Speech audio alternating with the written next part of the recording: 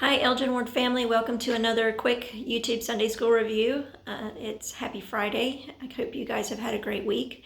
Before we hop into the scriptures this week, I want to tell you about something new that I found on the Gospel Library app and on the church's website. It's a really cool tool to go along with your studies. If you haven't found it yet, I would really encourage you to go into this place and this section of the Gospel Library, and I'll put it on the Word Facebook page so that everybody can also follow that, just in case you don't catch it while I'm talking about it. But if you go onto the main page, if you go click on Restoration and Church History, that brings you to Restoration and Church History. Tons of interesting information. If you want to really take a little bit of time, there's a gospel topics essay that are really interesting, talking about some of the harder questions, answers to some of the harder questions that come up sometimes as we're studying, and from our non-member friends and family. But if you download the Doctrine and Covenants study app, study guide, or study helps, whatever, and then historical resources, it has information following the Come Follow Me weeks, and with background on the revelation, who's all involved, where they are, what happens, what brings about the revelation, and where they fit into the story. I found it really interesting because I like to know the who, what, where, why type questions, and I'm inherently nosy, so I like to know why some things happen. So it's a good place to find out answers to those questions. And like I said earlier, I'll post that on the Facebook page so that you can go and find it. So let's hop in. We're going to start on section 10, and it's really just a continuation of section 3. It's kind of like part 2. Section 3 is, if you remember back, it talks to Joseph about this 116 lost manuscript pages. If you remember, Joseph gave Martin Harris 116 pages to take back to Palmyra. Martin lost them. They were stolen. So the Lord chastises Joseph and takes away his translation power for a couple of months, and takes away the plates. And so this is actually a while in the future. You know, now Oliver is acting as scribe, and they had started where they left off, and they were translating the book of Mosiah. So you'll notice that King Benjamin is mentioned. So they start in the book of Mosiah, and but Joseph and Oliver go in and ask the Lord if they should retranslate those plates, the book of Lehi, and the Lord tells him no. Firm no, hard stop no, because the Lord knows that the people that stole the plates have made changes, and they are going to discredit Joseph by releasing those pages if he retranslates those plates. So the Lord tells Joseph and Oliver to translate the plates of Nephi, which have the same story in them, but also have a few more things in particular that the Lord wants brought forth at that time. These plates of Nephi, according to verse 45 in section 10, also throw greater views on the gospel. So it's so great to me to know that even thousands of years before Joseph and Oliver and Martin are asking these questions, and Martin loses the translated pages and everything, the Lord has provided a way to get that story told, because you can't just jump into the book of Mosiah and know what's going on. You have to start back at Nephi and Lehi. So he's provided a way to get that story told through the plates of Nephi. It brings great peace to my heart to know that the Lord plans for things. The Lord knows all, sees all. He's made a plan, and he's going to see his work done no matter what. He's got kind of a backup plan in place because he allows for agency and everything like that. But like I said before, the work's going to get done no matter what. So that's kind of a great thing. It makes me feel like if I make a mistake, it's not going to be the end of the world, even though sometimes I feel like it is. Let's go into section 11. Section 11 is really cool. Section 11 is interesting because chronologically it should be after section 13, but that's according to the Joseph Smith Papers research. They've dated it to about that time. But section 11 is where we meet Hyrum Smith for the first time. And we all know about Hyrum. He is the coolest of cool guys. He is Joseph's older brother. He's the most well-educated of the Smith children. He's just so super cool. If I ever get a chance to meet Hyrum in the hereafter, that's the one person that I'd really like to meet is Hyrum, because he is so humble and so kind and steadfast and just such a good guy.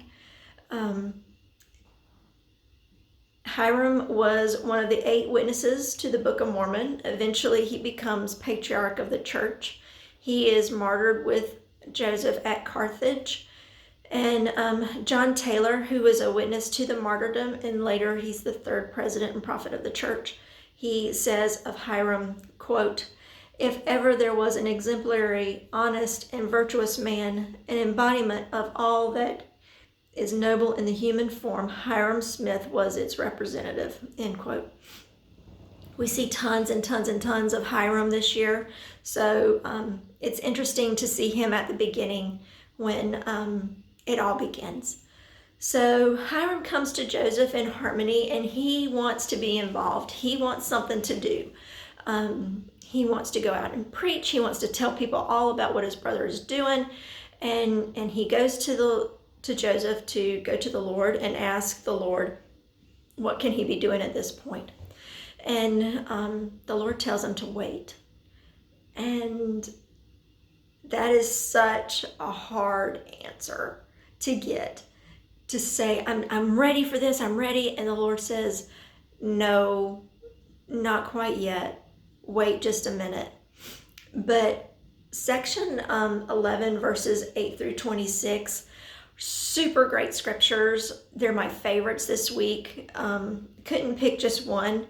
It's all about God's timing, and how God's timing is not necessarily our timing, and how to feel the Spirit.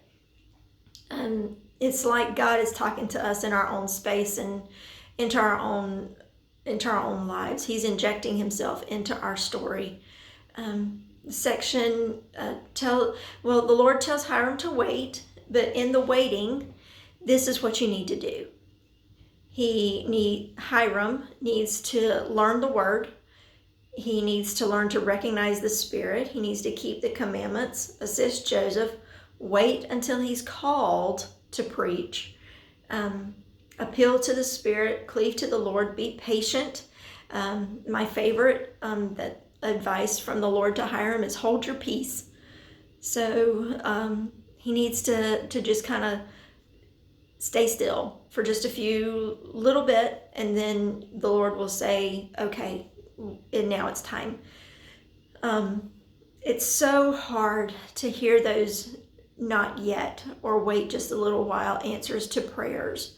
But I think if we look at it in a wait, now's not the time, but go ahead and this is what you can do while you're waiting, it might help us better prepare for whenever that answer does turn to a yes or go ahead. The Lord teaches Hiram about feeling the Spirit and how to know that it's the Spirit teaching him.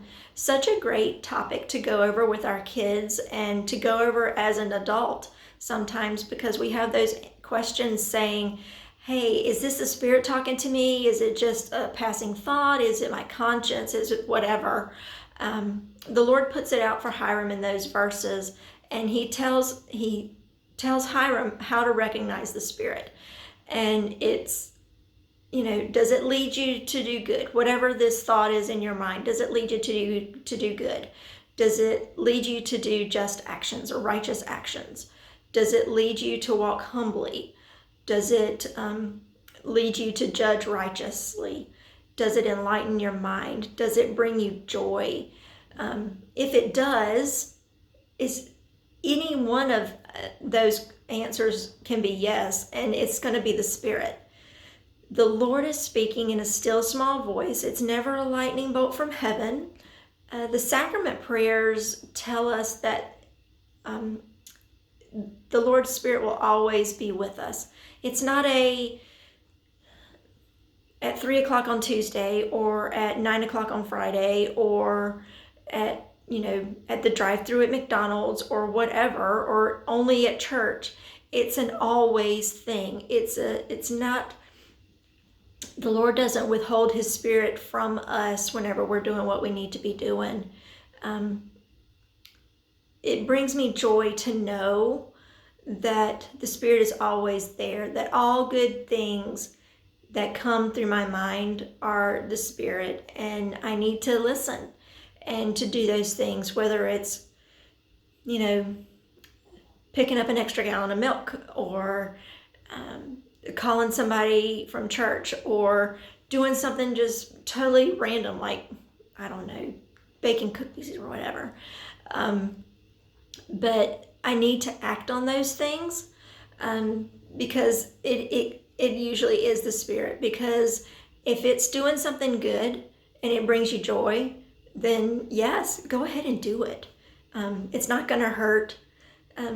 Like I said, my favorite scripture this week is section 11, verses 8 through 26.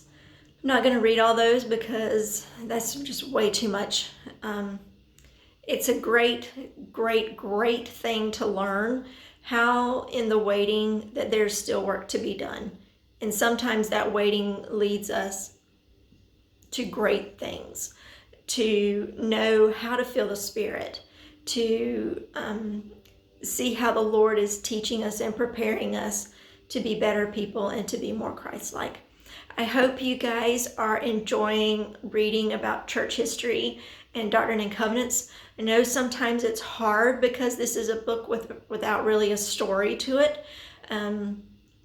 But I think if you go back into those study guides and study helps and learn the who and the what and the why and the wheres, it will actually bring it more to life for you, so that it's not just a whole bunch of names and dates and places and whatevers.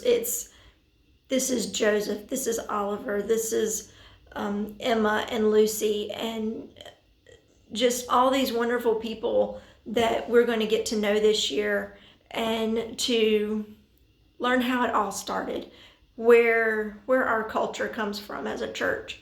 And I hope you guys are looking forward to learning more about that, just like I am.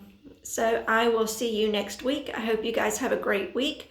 And if you have any questions or comments or whatever's, call me, message me on Facebook, comment underneath the link. We'll figure it out together. And thank you for watching. See you later.